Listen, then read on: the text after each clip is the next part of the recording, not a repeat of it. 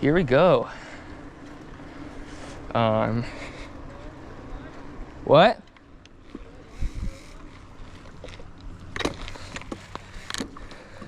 No. No fucking way. No, it just turned off for some reason.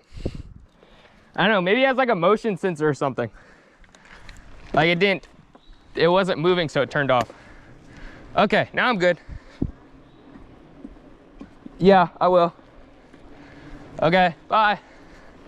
My motion sensor turned, or not motion sensor, rear light blinky turned off, which is actually a perfect segue into what's this video about. Now, you see me riding at the road and it's getting dark. It is not the morning, it is pretty late, 8:13 p.m. And I'm starting a ride, 12 hours, 95 miles.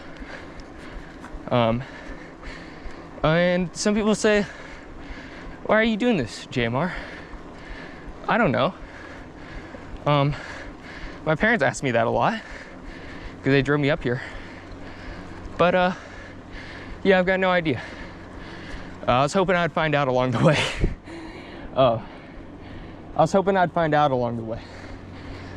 So I got all kinds of lights. I'm all set up. And I'm gonna show y'all what bike packing at night looks like. And I'm excited. I hope y'all are excited. I still haven't done an intro, so what is up? And I cannot stress this enough. My gamers, welcome back to another JMR's Hands video. Today, we're doing something stupid. Hopefully I get something out of it, but maybe I don't. 95 miles on the TNGA route. I am at the bottom of Wolf Pen right now. So about mile 120, I believe. And I'm gonna be going to mile 115, all the way down to the bottom of P2. I'm gonna be doing it at night.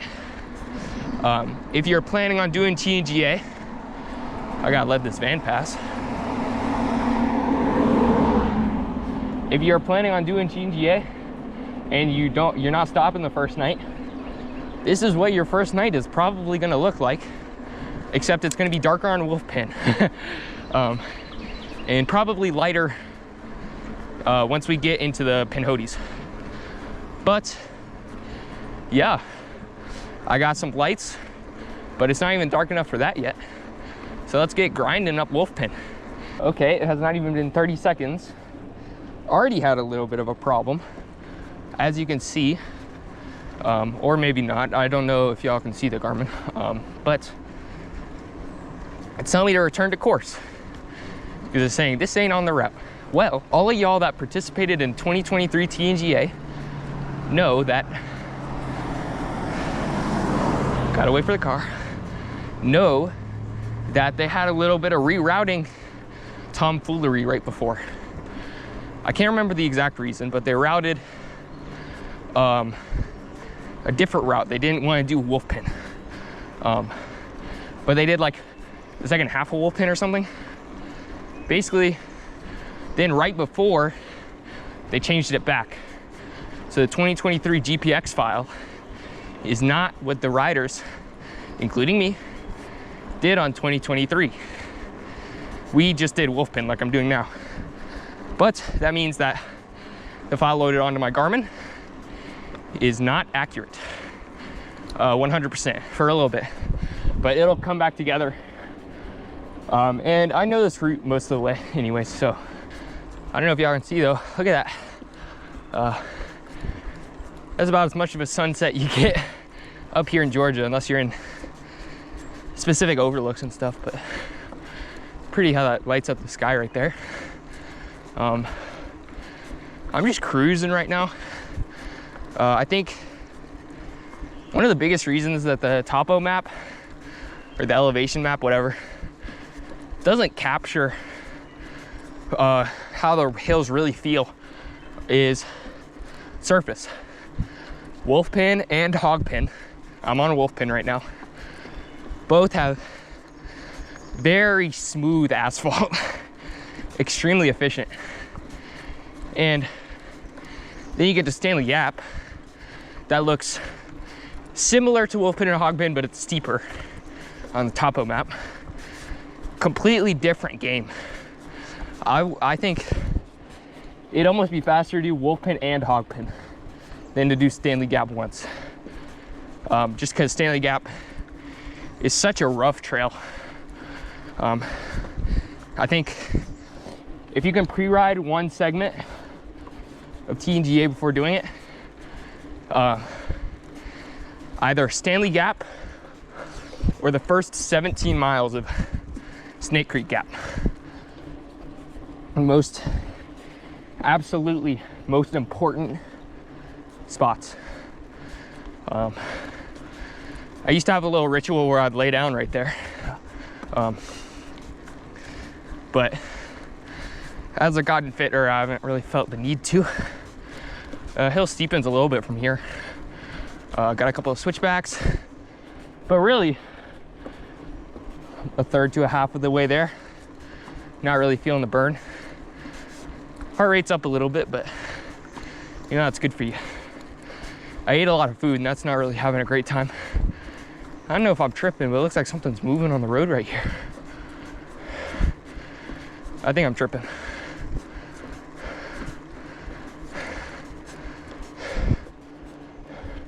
Yeah, it's just a rock. Kick it off. But yeah, I'm just chilling. Extremely smooth. Hog pin, wolf pin, not a huge deal. You're looking at a topo map, two biggest mountains, not a big deal. Do not worry about those. We're also back on the route.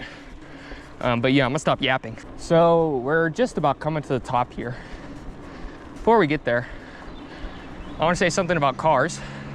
We got a little racer. Perfect timing, bud, thanks for that. Little souped up BMW, but yeah, on wolfpin and hogpin, you will see racers at the times you go through on TNGA. This dusk time is when they're out the most. Really, the racers aren't really the ones you need to be concerned about. The ones you need to be concerned about are the ones that aren't paying attention. You know the racers will always be paying attention because they're going for better and better times, right? So when I see racers, I like to wave or something. Make sure cause some movement because that'll catch their eye a little bit more. But cars, keep in mind, Georgia state law, you own the road. You get to have your entire lane. You could ride right up next to the double yellow, and by law, you're fine. You're being a dick, but by the law, you're fine.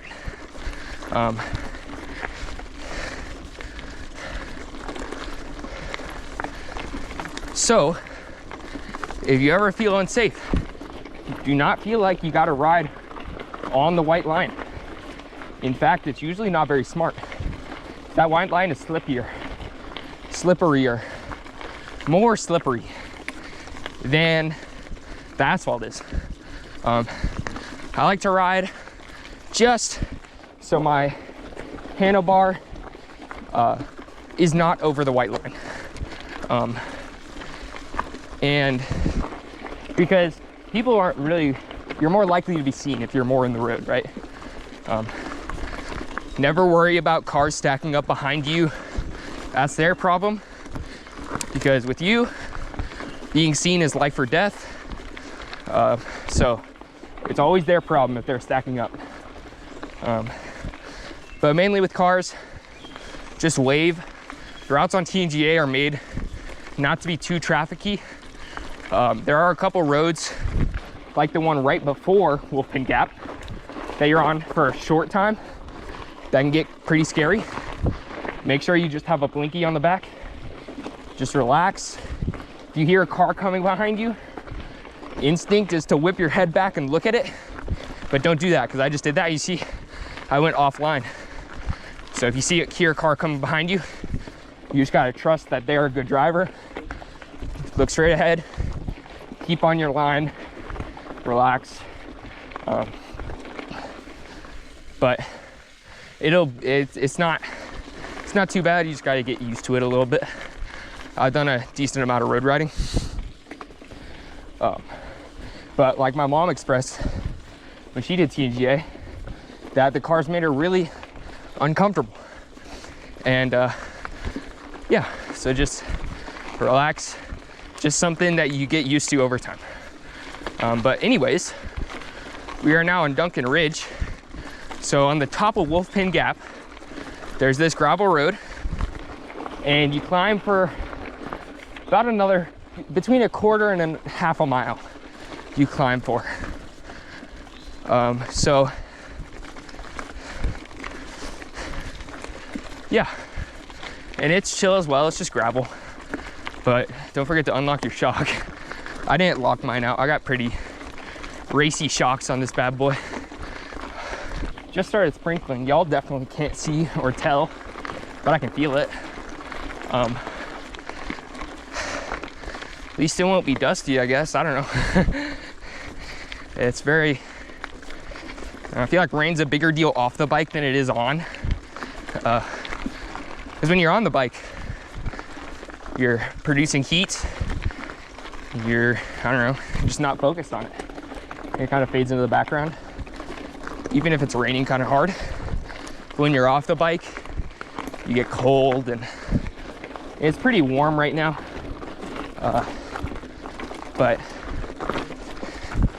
yeah, just checking in, saying it's raining. I'm experiencing something really interesting right now. As it gets darker, I'm getting like a stress reaction, a little bit of anxiety.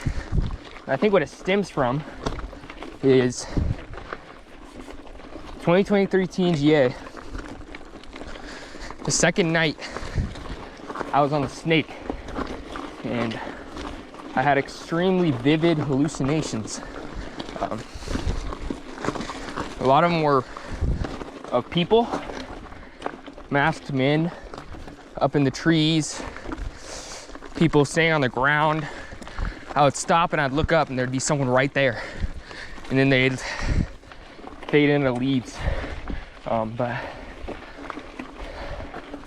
it was the most scared I've ever been, because usually in the modern age, times of intense fear come when you're relatively safe. You know, you're watching horror movies, or you're in your house, or you're out on a street at night, but there's comfort in knowing that you can turn the movie off, or that there's people in each house. Like, usually there's some kind of people around, but you know, out there that night on the Snake, I was 30 plus miles from any other like from anywhere that I could definitely get inside and be in other people's presence. There are probably people within that doing TNGA or other cutouts or stuff, but I didn't definitely know that those existed. And so there's this inescapable nature to what happened, that, I don't know, I got extremely scared, and I knew the hallucinations were fake. Well, most of them. There was one where I was totally convinced that I was seeing gauze and sponges and medical supplies on the ground. But turned out, I figured out when I finally kicked what I thought was a sponge, it was a rock. Everything kind of melted away. But yeah, I almost a year. I still haven't gotten over it. But I just need some more exposure to less bad experiences. I still haven't turned my light on, which would probably help.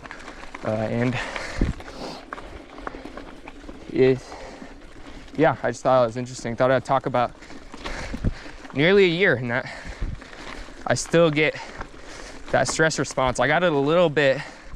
If you check out the Fenix bike light review video, of which I've got 2 Fenix bike lights with me because I love them.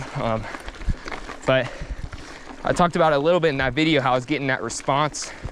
And ever since at night when I'm riding, I always get very mild, non-persistent hallucinations.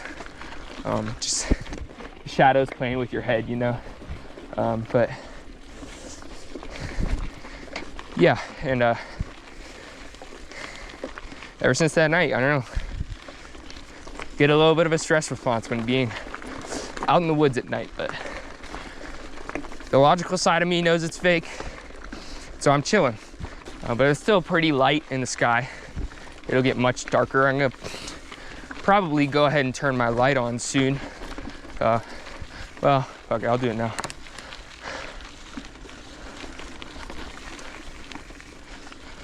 Select a decent brightness. It's kind of off to the side because my handlebar is too thick here in the middle for it, but I'll stop rambling. Okay, well, it got dark, and it got dark fast. That's one thing you got to be prepared for. Over the span of 10 or 20 minutes, which feels like nothing when you're out here, the light turns off. Now we're going down, and I'm not actually sure. I'm gonna actually stop because we're going down. I'm not sure if this is, we reached the top or not. I actually haven't been on this in a while, but I'm pretty sure that we reached the top. I'm gonna take my second light, which I had in my back pocket, and put on my helmet. If you are running, if you do want a light on your helmet, which is in fact optional, it is definitely smart. I gotta take my helmet off. It is definitely smart. There you go. It's definitely smart to not leave it on there when you don't use it, because that weight will start hurting your neck. But when you do need it, it is really nice to have. Ooh, that's bright. Right there, right, but one below the brightest. And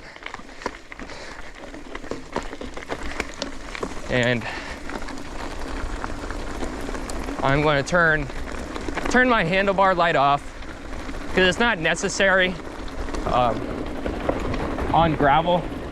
On trails you can make an argument, but I like running my only helmet light on downhill gravel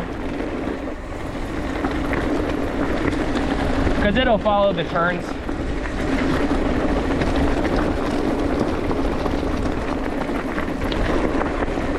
My setup is 2 lights, same battery, swappable battery. If you want more details about that, you can check out that video I linked to earlier. I might link to it again, but bug in my ear. But yeah, 2 lights that use the same battery, swappable battery, USB-C rechargeable. I'll put the name of them on the screen right now because I can't remember what it is. It's like the Fenix BC something. Yeah, and then I don't leave my helmet light on. Now I can switch between my helmet light and my bar light at my leisure, depending on if I want to take the weight on my helmet to be able to have it follow where I look. And then the additional nice thing about a helmet light is that if you get off the bike, then it comes with you. It can be extremely frustrating if you only have a bar light, which I do run sometimes, that if you need to get off the bike, you're changing a tire or something, you need to like set it up so like the light shines on you, almost like it's like the light, it's almost like you're using the headlights of a car, or you need to stand in front of the bike to do anything. But yeah, light setups are something you definitely want to try beforehand. Swappable batteries are awesome. Frame mounted batteries are awesome. But yeah, it looks like it's we're not to the drop yet. We're just kind of ridge riding right now. Mellow up, mellow down. But it does drop eventually, which might be right here actually. This is it. This is the drop.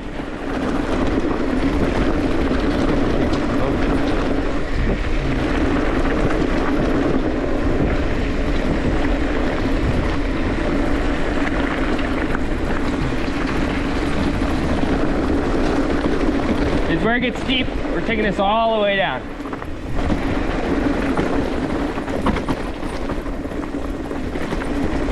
Well, never mind. I'm going up again. That was silly. But yeah, still ridge riding, I guess. Okay, we're gonna have to do some setup surgery. As y'all probably heard before, this rag is rubbing on my back wheel right here. I tried to tape it down, I tried to zip tie it down, but alas, neither of those worked. So we're taking the knife to it.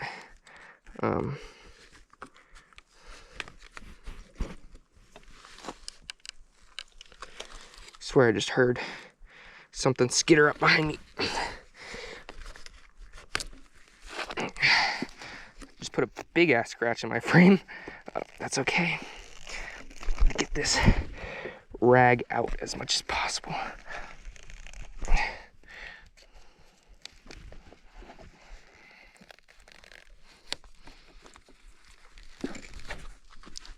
In hindsight, this is stupid, but man, hindsight is stupid. Is a stupid thing. I don't know what I'm saying. I have to flip it over.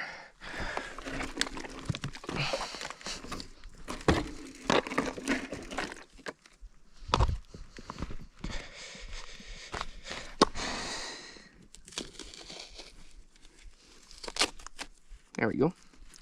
Duct tape ripped. Shitty duct tape. Okay.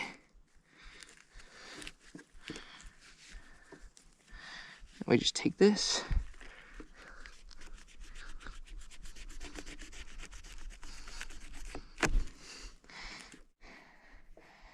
Cut it. I should have done that at home. It's a cheap shop rag. Just to try to protect my frame from this crank tank, because it was digging in pretty bad. Hopefully that duct tape stays, because I do want it there to keep the uncut portions of the rag from going into my wheel. One more little cut back here. It is really satisfying to cut this.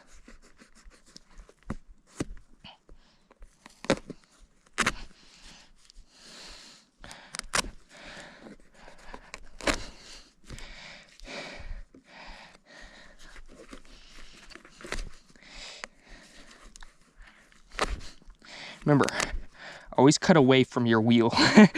Always cut away from your tire, because that would suck so much balls. That would suck an unimaginable amount of balls, but hopefully that'll stop the rubbing. But I couldn't stand it. I was like, this for 10 more hours? No. Yeah, so we're good. But in other news, apparently we got a 0.7 mile climb still. I was not aware that Duncan Ridge is this expansive. So when I said a quarter to half a mile on Duncan Ridge, girl, it's like a mile and a half. But I'm still smiling. The night is still young. Oh, my bike is quiet now. So I'm feeling good, let's go. Okay, we finally just passed the top. And we are dropping down.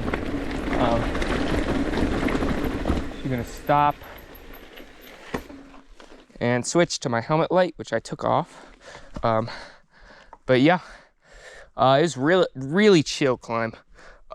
Wolf Pin, it's almost like you almost recover up that climb because it's very smooth road into pretty smooth gravel. You just relax, fall into it, get lost in it a little bit. It's very easy. If I can find, God, I wish I could put this light on without taking my whole helmet off. That'd be nice. The other nice thing about having two lights, which you should always have a spare light, even if you don't have the means to mount it to your helmet. You should always have a spare light, because what if you need to do something with one of the lights, you need to be able to use the other light, like plug it in or replace batteries or something, and it's pitch black, then you need to have at least a light, you know. Put that in setting 3, turn that off, and we're rolling. I'm actually, because I'm not pressed for batteries, I'm gonna put it on the brighter setting. Normally I wouldn't, but I enjoy the fact that I have way more batteries than I need for this ride.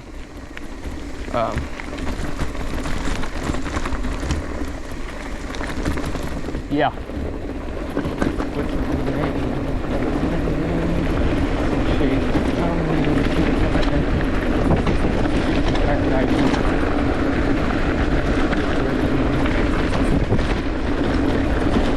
Keep hitting these little ups. They don't last for very long.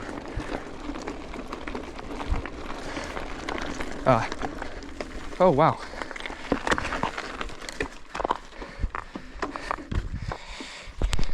Y'all see that little snake? Hi buddy. You're in the middle of the road, bud. Wow. That's one of the best things about night riding, man. You get the wildlife.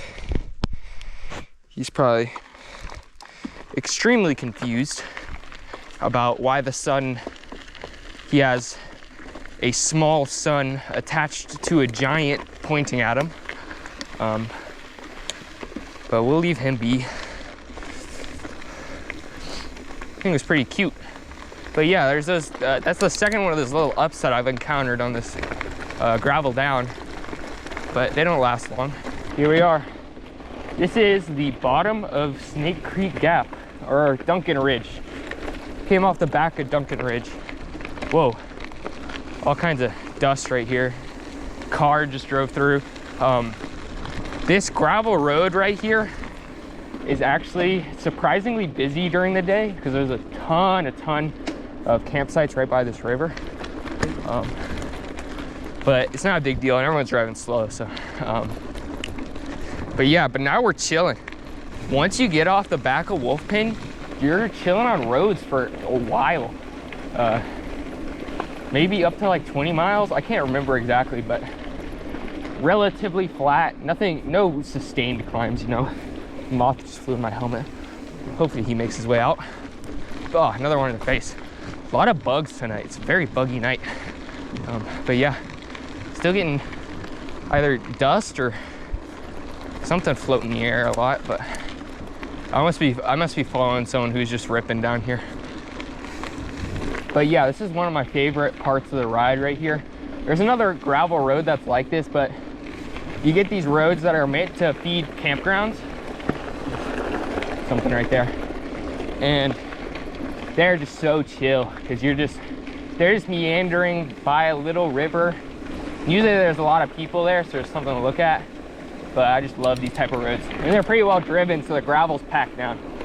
Man, such a nice little section here, right off of Wolf Pin. You're feeling good. You just conquered the first hilly section of TNGA. And you're on these rip-roaring, extremely fast roads, lightly rolling, going super fast, feeling great. What an amazing section. You got some mountains looming in the distance. You're seeing little twinkly lights from the houses. Beautiful. I'm loving it. I'm just loving it, man. If you go embark on TNGA then this store has delicious lasagna in large portions, specifically for TNGA. It is awesome. I love that. Literally my favorite store in the whole world. I got there, it was maybe 1 or 2 a.m. when I did TNGA. It was bumping. The first like 10 people were there probably, like maybe a little less. There's probably 7 people there. You know, people rolling in, people rolling out. We were eating lasagna. There's people sleeping in the back. There's a guy just sitting, looking at the track leaders. Awesome. 5 out of 5. Love that place. They stay open 24/7 just for TNGA. Well, not 7. They probably stay open for the first like 3 days or something. I don't know. But it's awesome. Yeah, but on a bit of a bigger road, if you are riding at night, shouldn't be too many people on this road, although it will be busier than that last road, obviously. Yeah, chill though. Busting into my first snack of the ride. Starting to get a little tired. I find something sweet provides some temporary relief from that. Spike your blood sugar a little bit. Got some gummy bears in this pouch right here.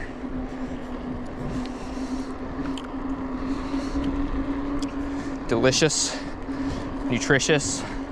Just kidding, they're terrible for you, but they're great for riding. But they are really fucking good. About to turn right on John Dick Creek Road. That is the name of the road.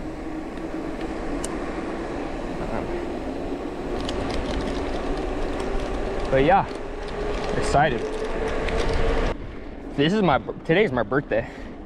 My parents got me a new GPS locator, which is just hype.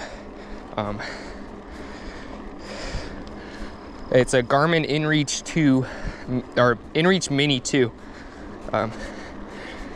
My parents told me to send them a message, sending a pre-made check-in message.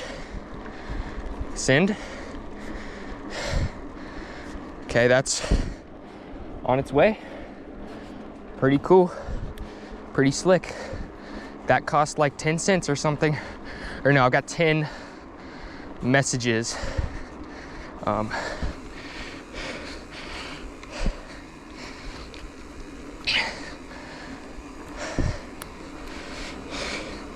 Sorry, I wanted to make sure that I used that light to be able to clip the InReach back on my hip. So I've got 10 messages, and then they're like 10 cents each or something. Which, scam, but whatever. Yeah, we're on to it's like fish hatchery road or something. But it's cool, I remember this. Pretty interesting little narrow bridge we're crossing here. I think we're about to follow this river up for a while, but I could be wrong. It says this is Toccoa River Road, so I assume that's the Toccoa River, if logic tracks. But yeah, one other thing I was thinking about, I think it's ironic that the activities that have the least environmental impact are the ones that are most involved with nature. Like, for example, like what I'm doing right now has very little environmental impact. Cutting a trail through woods affects the ecosystem. Well, it doesn't affect the ecosystem. Other than, God, please don't let that dog chase me. Other than accounting for the fact that you're drawing people and people litter, cutting a trail through woods really doesn't affect an ecosystem at all. But like a sport like golf or any like soccer or any other field sport requires space, which affects the local environment. You know, motorsports require gas and space. Like, and then these sports where we are out here in nature, on trails, well, you're almost fighting nature because it's what keeps you isolated. It's what makes the hills hard and the trails rough, which makes the sport fun. These sports that you're fighting nature in are absolutely the least impactful on the environment. Where sports separate from nature are way worse. Okay, we got a creek crossing here. I think I remember this. Is there a better way? No. Oh, it looks chill.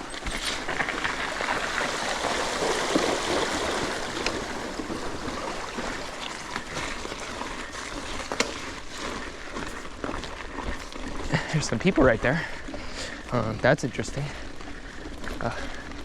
Yeah, but like I was saying, these trails right by the river are usually pretty chill because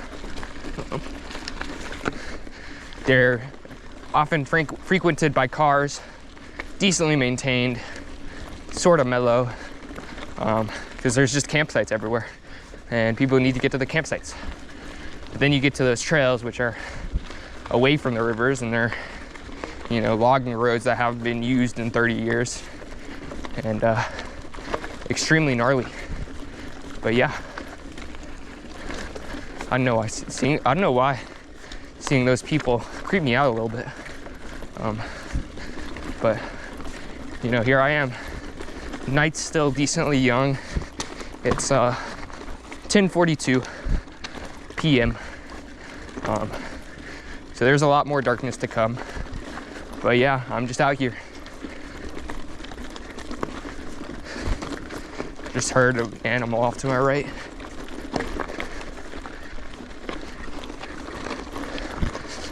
Here in North Georgia, there's nothing you should be super scared of. People have told stories of mountain lions, but they're very rare.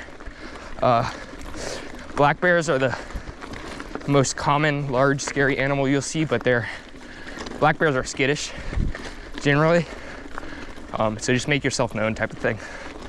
But yeah, feeling good. Ugh, fuck, I got stuck in a goddamn muck hole. I misread it. Ugh, holy shit. But I realized that I was not going to make it when my tires sunk in about a full foot. And now we're caked with mud.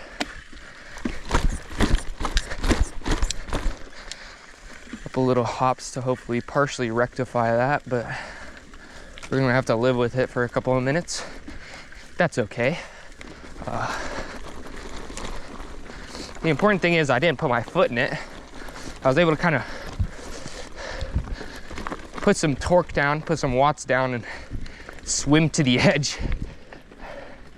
But yeah, we're through it. Still winding up this road. Took a left turn back there, kind of went away from the river. But when you see those big, deep tire tracks, that's when you know that do not go through the center of this. And on trails, you want to ride through mud puddles because you don't want to widen the trail. Every time you try and go around it, you widen the trail a little bit, and it makes it much harder for trail builders to repair. But out here on gravel roads, like, I don't follow that. Just because, I don't know, it doesn't feel as important on a gravel road. I'm on this really narrow road. I think it's called Rock Creek Road. It's just been kind of going up and down. Decently rough in some sections. Nothing too intense. But yeah, I'm enjoying this a little less. I getting that anxiety response I was talking about earlier. I was talking about that I get from the experience I had on TNGA. I'm getting that again. because I'm deeper in the woods, but it's manageable. It's not bad. This is interesting. Oh, I chose to go left. I'm not sure if that's the right way though. Oh, okay, it's solid. We're fine. I didn't sink down into that one. Yeah. So it's just still going up and down, little mud pit. I think it's supposed to be for like, it's like a Jeep road or something. It's supposed to be like people drive on this for fun, maybe. I don't know. I don't know what you automobile people do for fun. Yeah, but we're rolling. It's quite pleasant. It's still freaking hot, bro. I'm still sweating. It is late. I'm still sweating. It's like 11 something. And still hot as balls for some reason. Don't know why. It opened up and we got a decent amount of stars tonight. I don't know if y'all can see that, but we're now on a much nicer gravel road. Very smooth. Ooh, look at bunny. Y'all see the bunny? It's the second bunny I've seen tonight. Another nocturnal creature that you really don't see that often during the day, but are active during night. Onto asphalt again. I think we're gonna turn off soon onto more gravel. Not sure. It's crazy because this sign says double head gap. Jesus, this is steep. And I swear, last weekend I did a ride that had a double head gap. I think. I can't remember.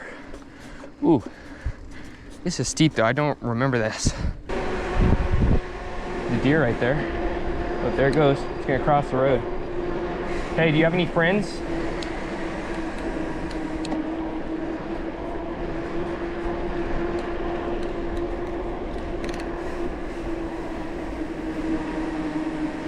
Whenever there's a deer like that, often there's more than one.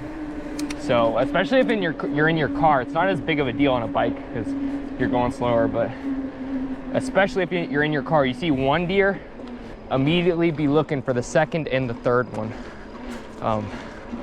because they're usually together. Escape Blue Ridge. We got some kind of resort or something off to the left. Maybe it's just someone's house, I don't know. Man, it's pretty.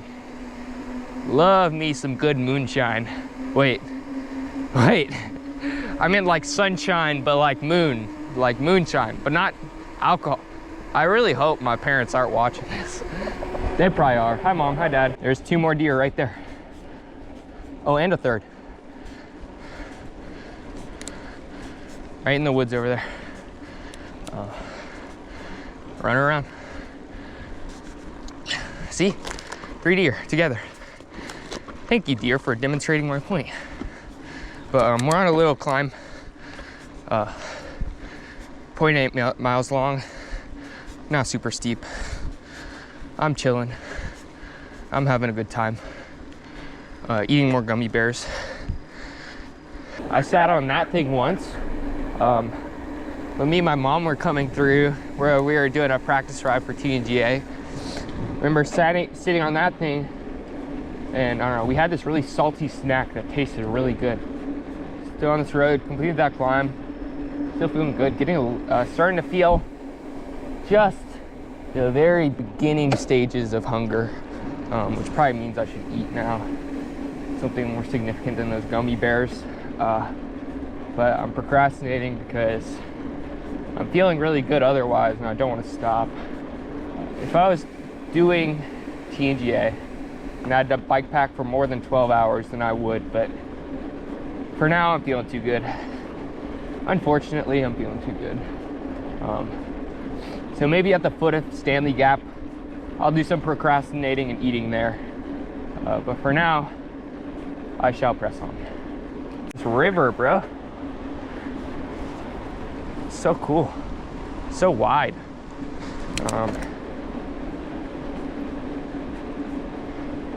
Yeah. Oh, light right in the face, man. But yeah, I think this is the TNGA. I don't know. cool looking though. Okay, so I got good news and bad news. Good news is we're to the Stanley Gap climb. I know it doesn't look like it, but it just pretty much goes up from here, like my Garmin is saying, till you get to the top, which is 2,000 feet of elevation, straight up. 6.65 miles. There's a little down in the middle, but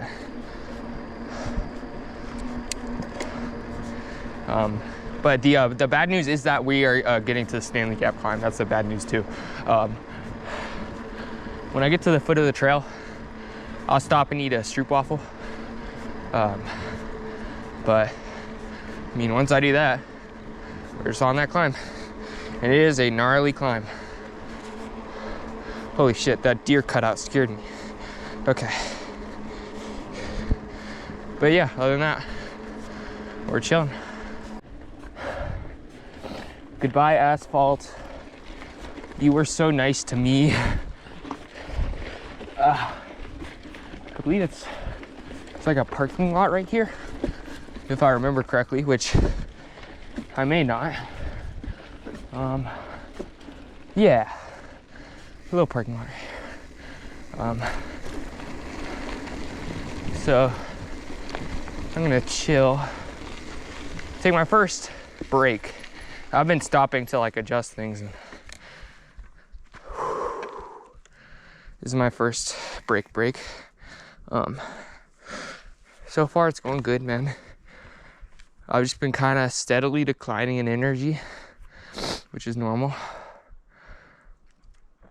Don't feel like I'm low on calories at all. I'm actually gonna struggle to eat right now because I'm like decently full, but I think it'll make a huge difference in the upcoming segments if I'm able to eat right now. But the plan is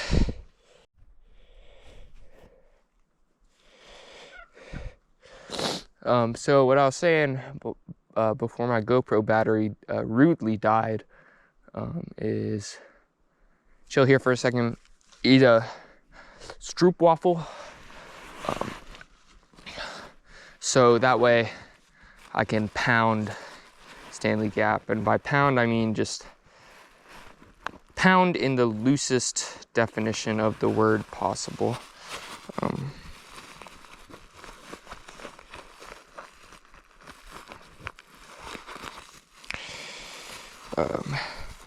But yeah, I'm probably just gonna sit on my bike, honestly.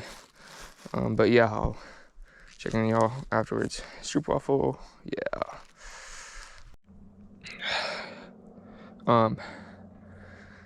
The battery I just put in my GoPro is not fully charged, which is a little disappointing, but whatever. But I can only choke down about 2 bites of that stroopwafel, because I'm just too full. I was eating all day today in preparation for the ride, and so I wish I could have eaten more, but whatever, it's fine. Setting off on Stanley Gap, the suckiest stretch of trail in TNGA. If you're gonna ride any trails, like pre-ride any trails for TNGA, Stanley Gap and the first 17 miles of the snake, the most important ones that you know about. Okay, let's go. Got a little tree that's down. Lean the bike and crouch down, walk through.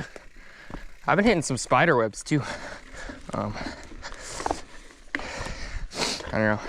Pretty sure spiders like build their webs at night, if I'm not mistaken. But yeah, I've been running through them because nobody, not fucking anyone else out here to do it. Now, the start of Stanley Gap, it's pretty mellow. It's actually called Long Branch Loop or something like that, but it's just an easy little loop that really anybody could do, right? But it kind of catfishes you lures you into a false sense of security, because it's a sharp left turn that we are about to take. And it is the entrance to phase 1 of the Stanley Gap boss fight. It's a 2-phase fight. And the second phase is a doozy. Take this really wide. Up here. Okay.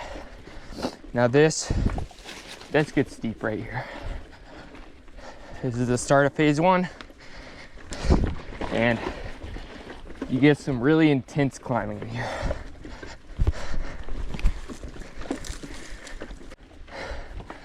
The deer keeps spooking me. And I don't know why I'm so fixated on bears right now. But one thing that comforts me is talking really loud to scare everything away. Rah! I'm so scary. Because you definitely don't want to sneak up on anything.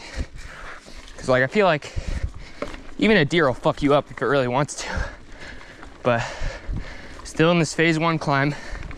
Not sure how long it is. At least a mile. Just trying to stay on my bike as much as possible. Because that's the fastest way to do it, on your bike. Just about getting to the top of phase 1, I believe. Yeah, pretty sure this is it right here.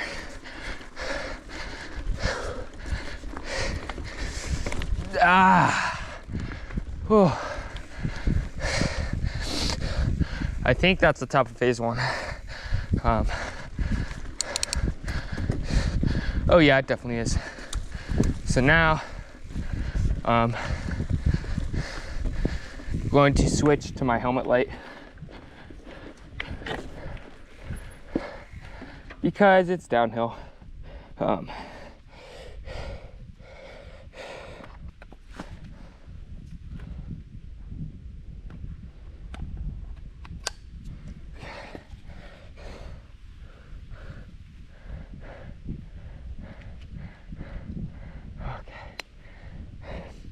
Feeling like it's about to start raining.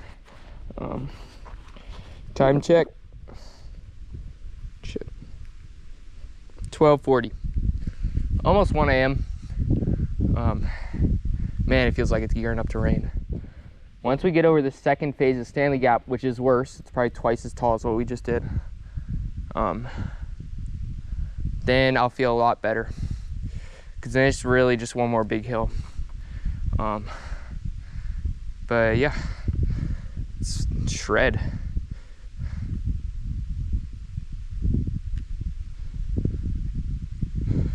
Okay, let's go.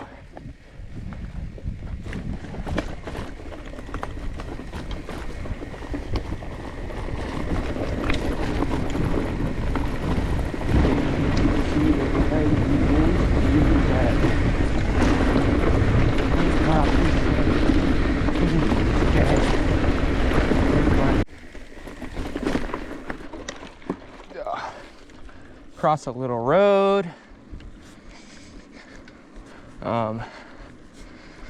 So you get phase 1, and then you go down a little bit, and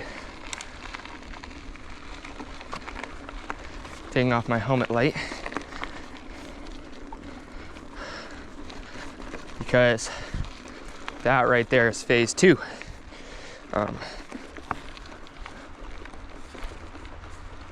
Gotta get my helmet light in my back pocket. Okay, here we go.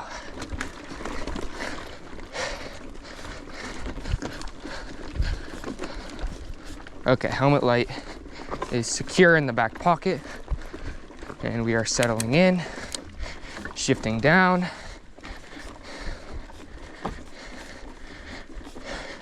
Wow, only 4 hours of moving time for 38 miles. Pretty good. Let's see, started at like 9, I think. It's like 1. It's about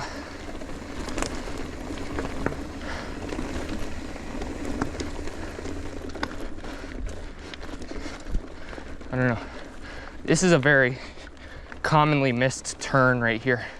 You gotta take a right here. There's a whole section on the TNGA documentary about that turn right there. You gotta take a right.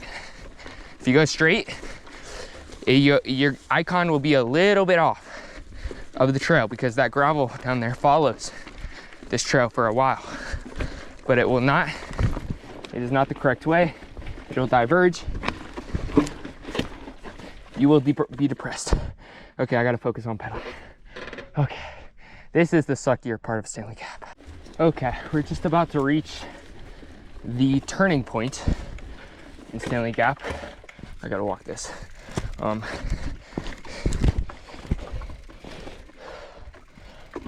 So basically it meets up with another trail and turns around. Yeah, right here, see the sign? And this is where Stanley Gap stops playing. I believe this is about halfway through phase 2. You could call it phase 3. Let's see what our climbing software says. A little less than halfway, as you can see. But a lot less black in this section. But it's more chunky, if I can remember. So yeah. Let's get going. Man, nothing less to it. Stanley Gap, kind of washed, not gonna lie.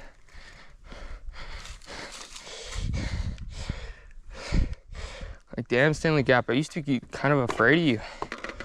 But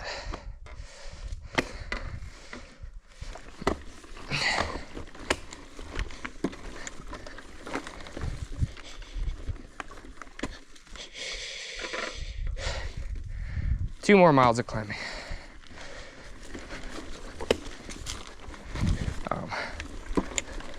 But yeah, it gets chunkier. Man, 1.5 miles to go uphill. Well, some of that 1.5 miles is downhill actually. So it's not as bad as it sounds, but it is. Can somebody please, this has happened to me before.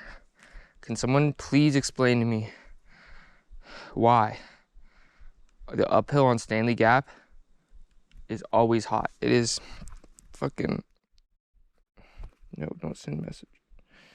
It is 1:11 a.m. and I am cooking right now, standing here. I feel like I'm standing in a cloud of my own sweat. But it's fine, because I'm already over the hump, man. Just gotta move. Just gotta move. Okay.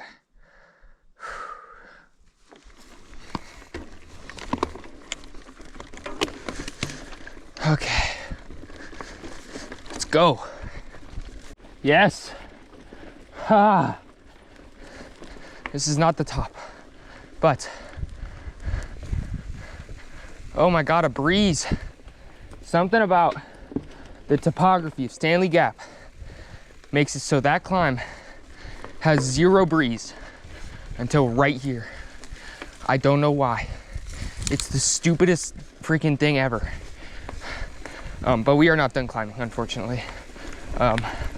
We get a little downhill and then very steep for a short bit, and then it's done. But that's the nature, whatever. I knew it going in.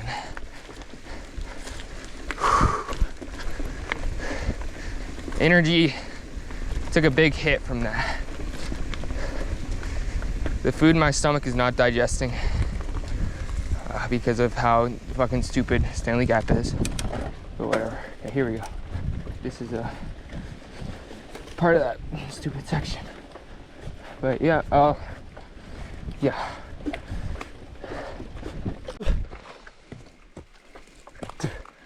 One thing about TNGA, I can almost guarantee you, is that you will fall while walking. 100%. You walk so much, you're so tired, and your legs are so weak. You're on such rough terrain. It is an inevitability that you at least fall. Maybe not all the way down, but against a tree, against a rock, or something. And I am not practicing what I preach right now.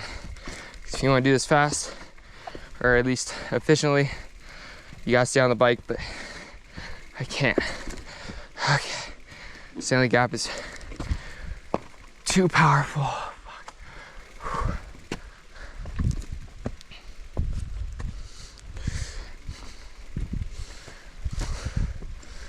Okay, let's go, getting back on the bike. No fucking excuses. Ha! It's easy, bro. It's easy. It's a goddamn inanimate object. Fuck. Come on. Come on, let me in my clip. Okay. This hill, it's an inanimate object.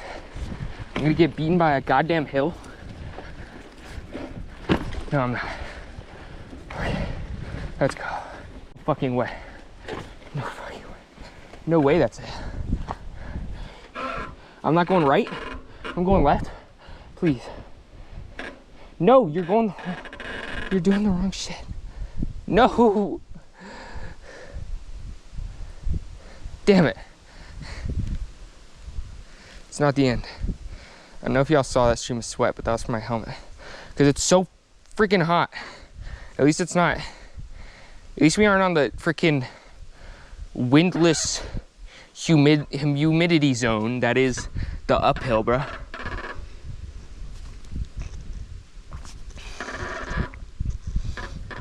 Accidentally turned my light off. That was a little scary. Oh, I need my food to digest right now, but I also need to get off Stanley Gap fast, or else I'm gonna start spiraling into depression and then possibly killing myself. I mean, kissing myself. Okay. Little downhill, it looks like on the map. Fuck. Hey.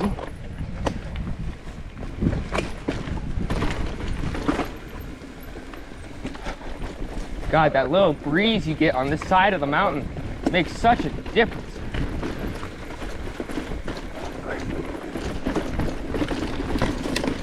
Shit. Shit. It ain't a smooth trail. Oh, that feels so good. Yo. Oh, it's like that, like, cool air. Oh, man. Oh, man. Oh, that feels good. Man, I didn't record much of it because I was just focused on getting up the mountain. But I haven't been having a good time. Woo! Yeah! Fuck you, Stanley Gap!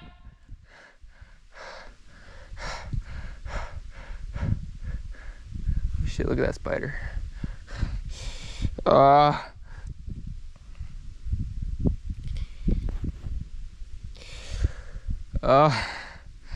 My stomach, bro.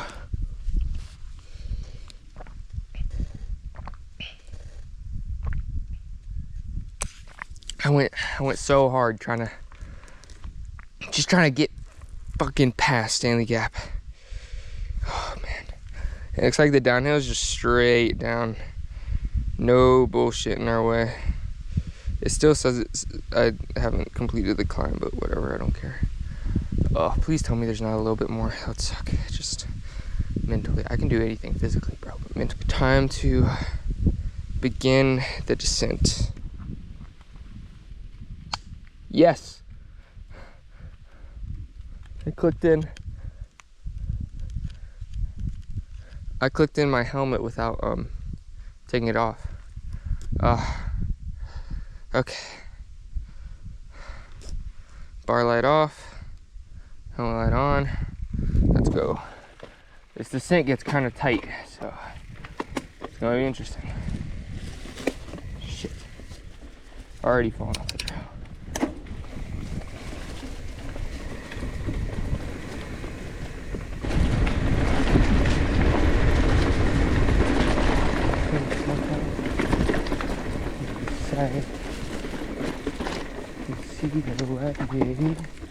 Damn, there is a little bit more.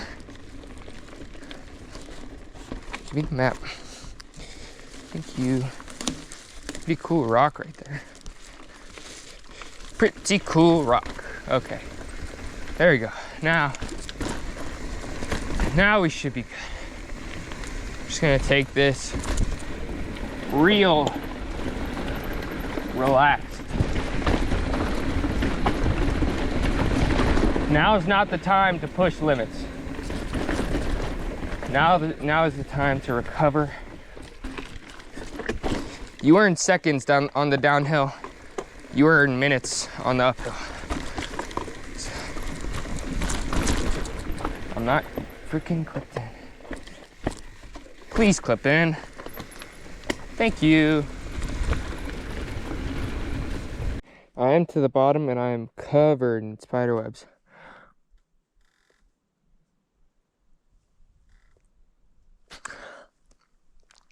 Whoa, I had to pop my ears. Wow, everything's louder. But I'm just covered. I had to stop midway down just to get the spider webs off.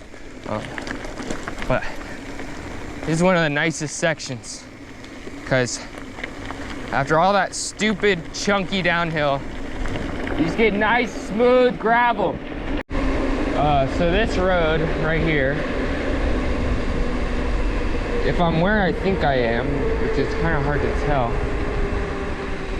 is at the very least near, if not the exact spot where me and my mom started. One of the first ever rides on the TNGA route. Went through Cherry Log to P2, where I'm headed.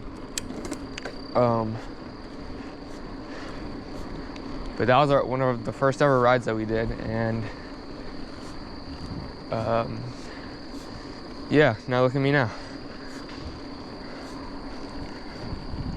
That was a creepy sound. What is that? It's a sign or something. It is on this relatively chill road. I want to talk about, okay dog. Why the hell am I here? It's almost 2 in the morning. I'm in God knows where, riding my bike, and I'm gonna be riding for at least 3 more hours, if not 5. Why? I think I decided that I've got thrill-seeking tendencies, and these supply a very steady stream of adrenaline. That's I just like it. It's just fun. Feels good. So I'm just out here. And it's more fun, more adrenaline at night. Fun fact, I slept under this overpass. I slept right there. 20 some minutes, 25 minutes or something like that. Had a little nap. I'd been riding for 22 hours. Slept for a little over 20 minutes. Got back on the bike and kept going. Surreal experience. I'd set an alarm for 30 minutes. I got woken up by people passing me. I was like, oh, better go. Guess I better go. Just into another big chill section right here. My energy levels kind of stopped declining.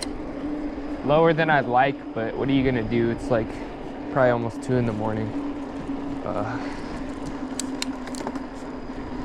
But here I am. Still going. I always will be. Here I want to talk about something that is really starting to hit me right here. It's like it's almost like seasonal it's almost like seasonal depression, but only at night. For some reason, when the sun goes down, it's really hard to find motivation, man. Well, not really hard, but it's just one more thing that's constantly working against you, you know, it being night. And so it's really easy to get lost in the hard things at night. And so you just gotta remember, it sounds stupid and cliche, but you just gotta remember the sun's gonna come up. And you go, that dread, that weight of the darkness will be lifted. And you will feel better when the sun comes up. You will be less tired, I guarantee it. Your brain will go, oh, daytime, so I don't really have to sleep. You'll probably still be a little tired because you didn't sleep the night before, obviously, but having the sun up makes a huge difference. You just gotta focus on that. Sun's gonna come up. And if you can't stand it, if you are done, try to make it to 30 minutes to an hour before the sun comes up. Figure out what time the sun's gonna come up, set an alarm for that, and then go to sleep. And that way you'll wake up and it'll be right at sunrise. And it'll kind of reset your brain, in my experience.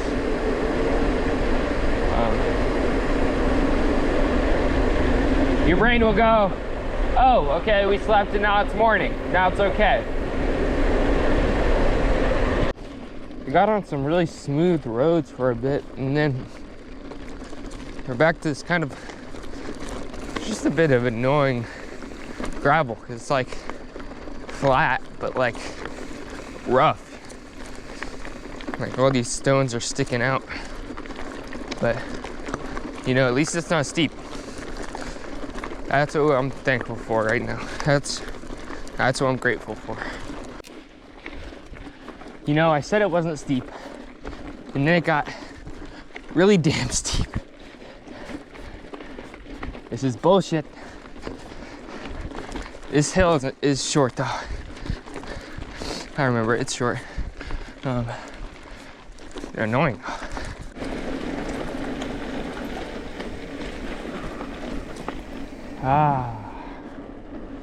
On the road again.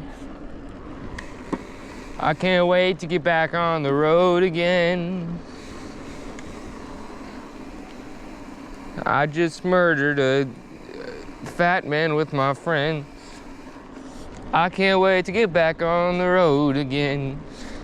I cannot remember the lyrics to that song. Oh, nice and smooth though. That gravel was annoying. I really don't want to run out of water, so I'm gonna. Oh shit! I thought I was looking at the other end of the flashlight when I turned it on. Oh, ow. So we're down at this stream right here. That's the road I was riding on.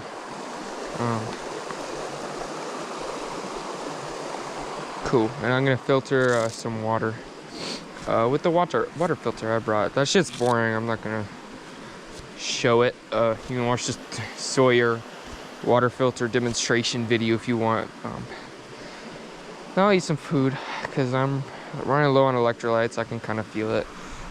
So yeah, I'm excited though. Well, that was a failure. Frickin' filter's clogged. I could suck water through, but I couldn't squeeze it out into my thing. So got the same amount of water than when I stopped here, but I drank some straight out of the filter, so we're good. There's a cow skull over there, which is very eerie and ominous.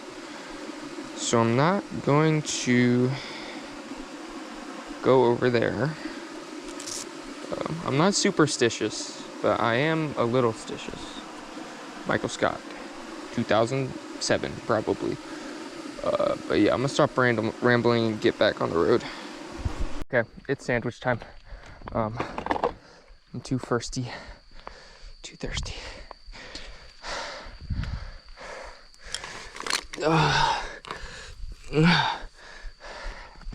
Turn away from the light.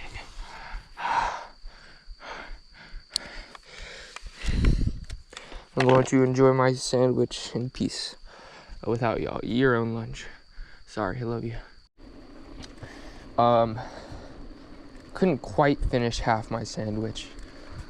Got most of the way through half of a 6-inch. I eat about 4.5 inches of sandwich, basically.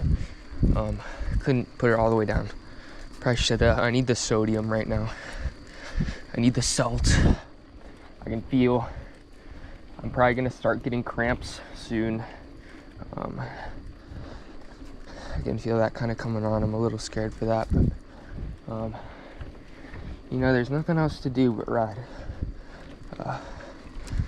Also, now I'm like kind of uncomfortably full, and I shouldn't be because I haven't eaten that much, which is really concerning for me.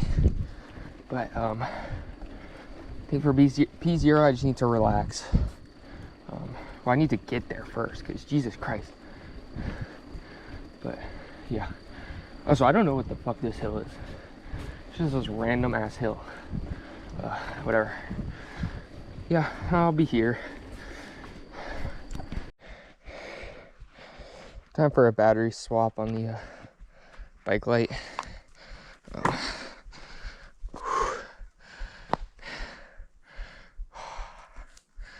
My body's in such an uncomfortable state right now. There, well, actually no, I didn't screw the back cap. Of course it went. Okay. Actually, I can just do this. Get that battery out.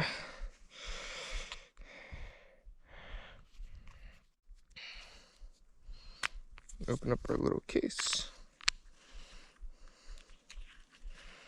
Shit. This battery might not have juice.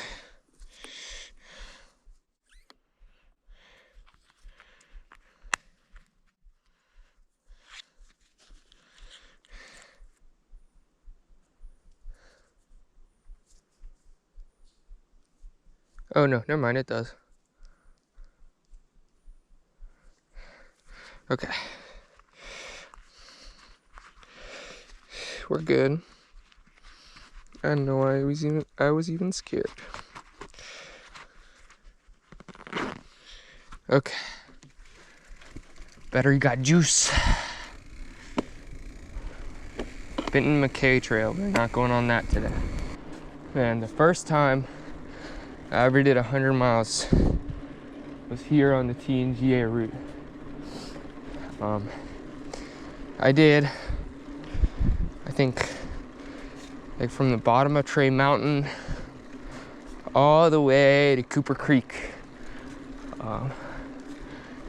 And I had to do a little extra loop to make it 100. But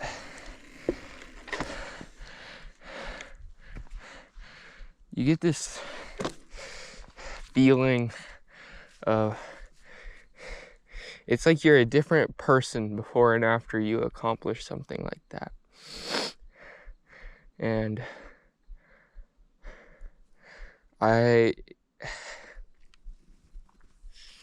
it's just the most magical thing to me, because I felt like I went up against something impossible and won. You know, I kind of figured out that in this bikepacking thing, all you gotta do is bang your head against the wall until you win. You just go, you just pedal. That's all you gotta do, and it's so simple. And I think so many people have problems with it because they get in their own head. But I don't know. I think is the people who love to do this are. It's almost like a masochism. There's this intense satisfaction in knowing that when I start a ride like this, it's gonna be a different version of me that finishes. It's almost like a LSD effect. Like, I've never taken LSD, but like from what I've heard, it's like people say it's like it rewires your brain. It makes you think completely different. It feels like that after you do something so stupid that no one else would do it. 95 miles at night in the Georgia mountains. I mean, there's other people that do it, but so I've just been kind of chasing that ever since. And I don't think it's necessarily a bad thing. Because I mean, I have success. I feel like a different person than when I started. And when I get to the top of that next hill, I'll be a different person than I am now. So I think that's as best as I can put into words why I'm here right now. But anyways, let's go.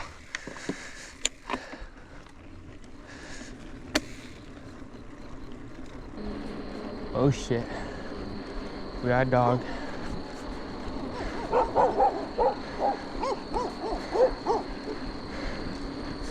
Hi, doggy. Hi. Hi.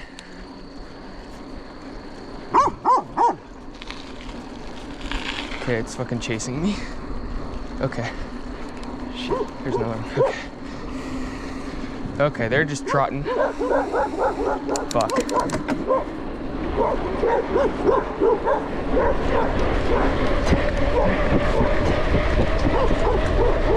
Fuck off!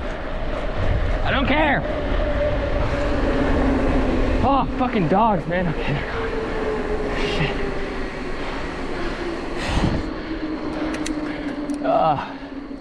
That sprint didn't feel good. Man. I need like bear spray or something. I'll bear spray the shit out of those dogs. It's fucking ridiculous. You can't ride by without being chased. It's the dumbest shit. Fucking train your dogs. Okay, I'm pissed and it's past and I'm still pissed.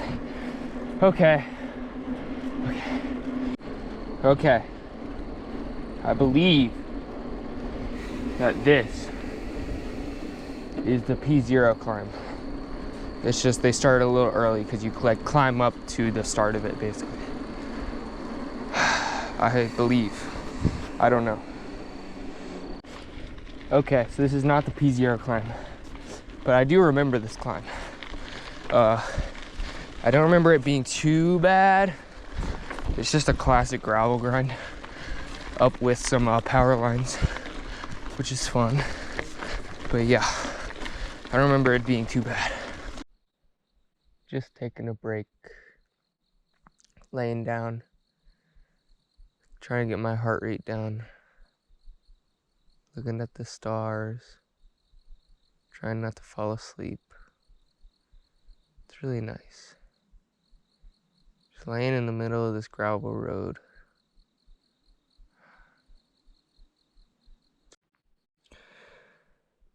Man.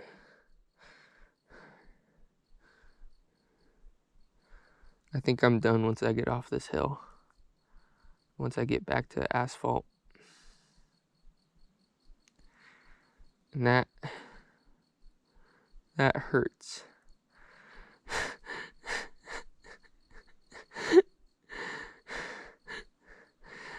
that hurts so bad to say. I hate it. Oh God. Okay. But I think I went out too fast. I maintained a bit of a pace that's too fast. My stomach's not taking nutrition, which is ironic because I talked about that.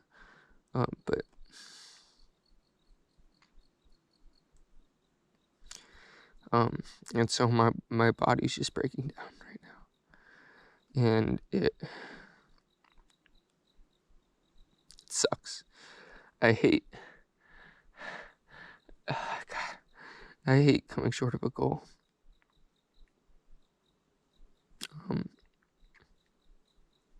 I'll have to come back and get revenge, I guess. But I still have multiple miles of climbing ahead of me in any case. And I'm definitely not turning around. But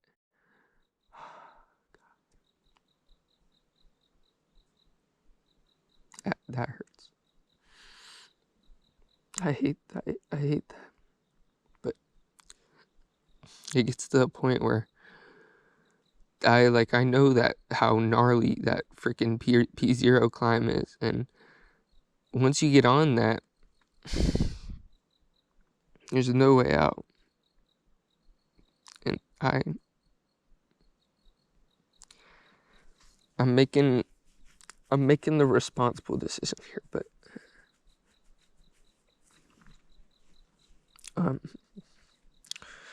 I gotta come back and get revenge on this segment right here, because it's really not. It's a really pretty fucking easy segment.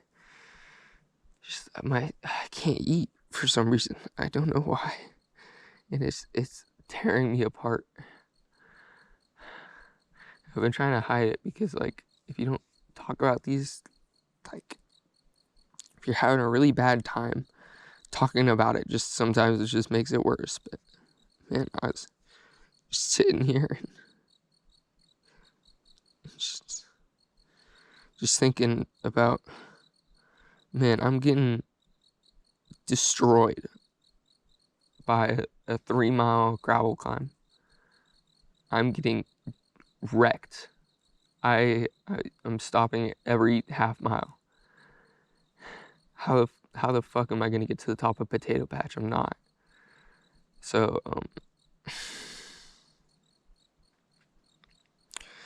just gotta come back next time.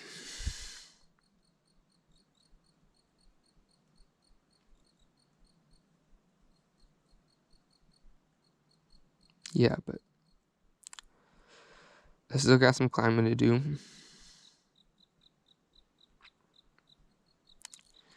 It just sucks because I know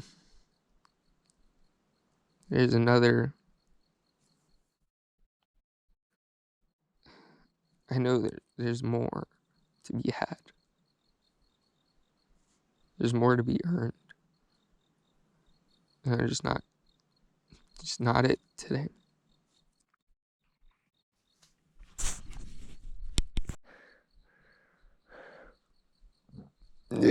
Okay.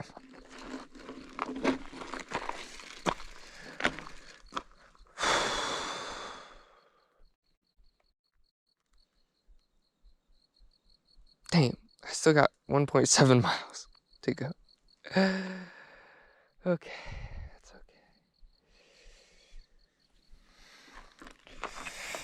okay.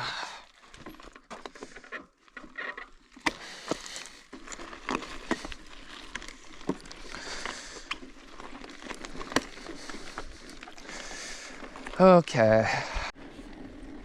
Cohutta. Getting to the top. Getting to the top.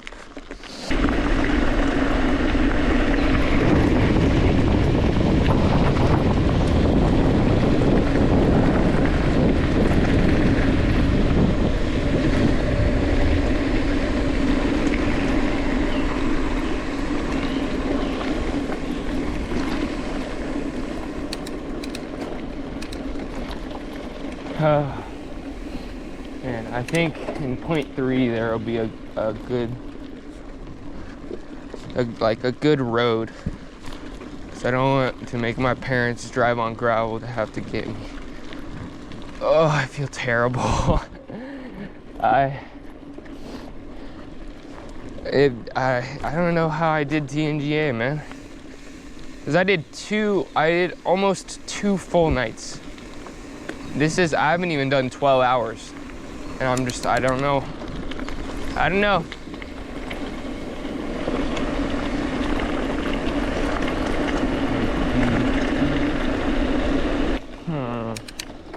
Okay, I gotta do some mathematics here to figure out how I'm gonna get out.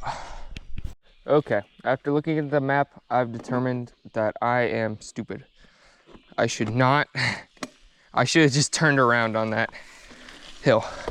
The only way out to a place that's not insane to ask my parents to go to. Because to get to me right now, they'd have to do all of what I just did in the car, which I'm not gonna make them do that. And I'm not gonna retrace my steps because I'm too stubborn to do that. What I am gonna do is make a little cut. There's basically a little way to cut through. And I think it'll skip P0. I hope it'll skip P0. I think it's gonna be steep gravel, but it's about all I can do right now.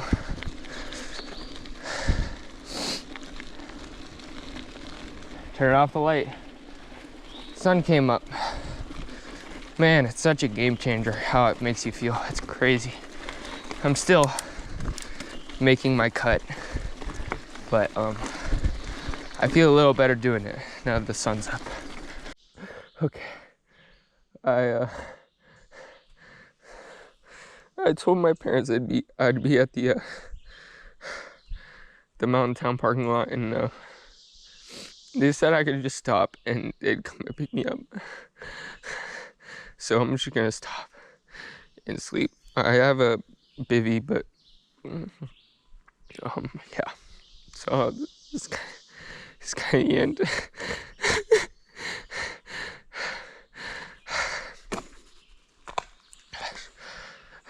Okay. Sorry, y'all.